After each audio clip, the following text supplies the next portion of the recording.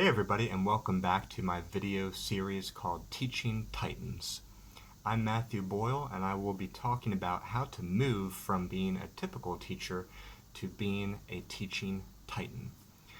And in today's video, I want to talk about staying in control when things are getting sprung on you by your administrators or just by the situation in general.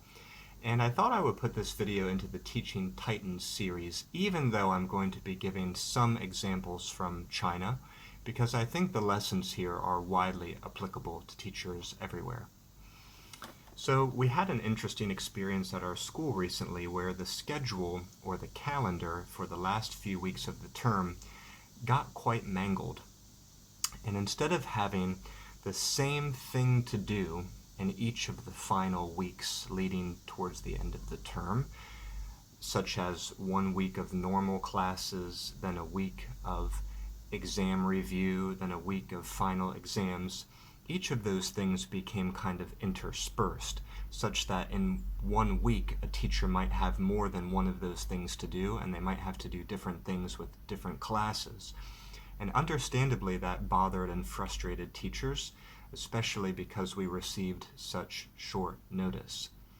However, why I say this was an interesting experience is because before we were even done complaining and griping about that, the schedule changed yet again for the worse, and it forced some of the teachers and students to start taking exams earlier than they expected.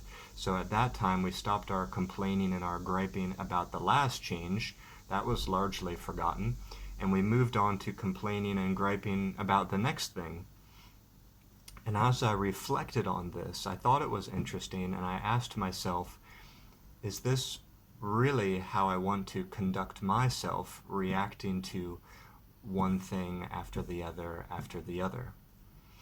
After 10 years in China, there's something that I find quite amazing, and that is that some teachers, after years of being in China and after years of working at a university, they still give into or give air to the same old frustrations that they should know well and be able to anticipate.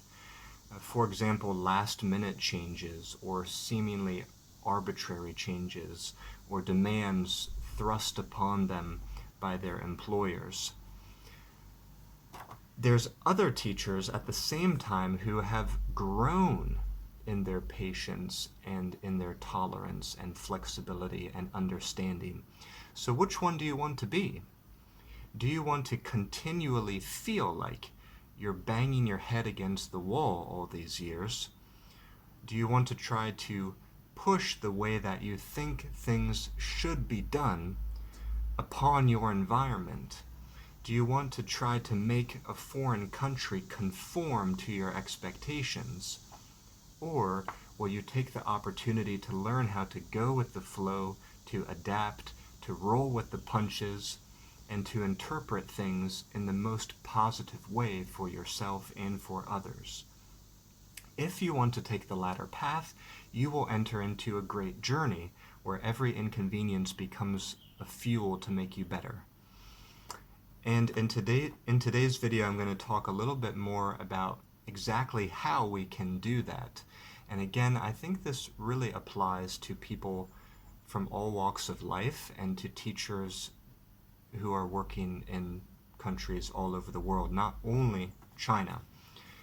Before I jump in, I want to warmly welcome you to like and subscribe so that you can support what I do and be aware of new videos when they're coming out. So how exactly can we address this issue? What is a tactic that I can share with you? I want to share with you a famous quote from Viktor Frankl, who wrote an incredible book called Man's Search for Meaning. I actually have it right here. I don't know if that title is going to be flipped the right way on video. I hope it is, but I actually have the book right here. I don't know if the quote I'm going to share specifically comes from this book. I can't remember now. I think it does. But anyway, this is a book that is well worth reading. Maybe you can put it on your summer reading list this summer. I just finished it. I would already say it's in my top 10 books, and it really changed my life. And the quote goes like this: Between stimulus and response, there is a space. In that space lies our freedom and power to choose our response. In our response lies our growth and our freedom.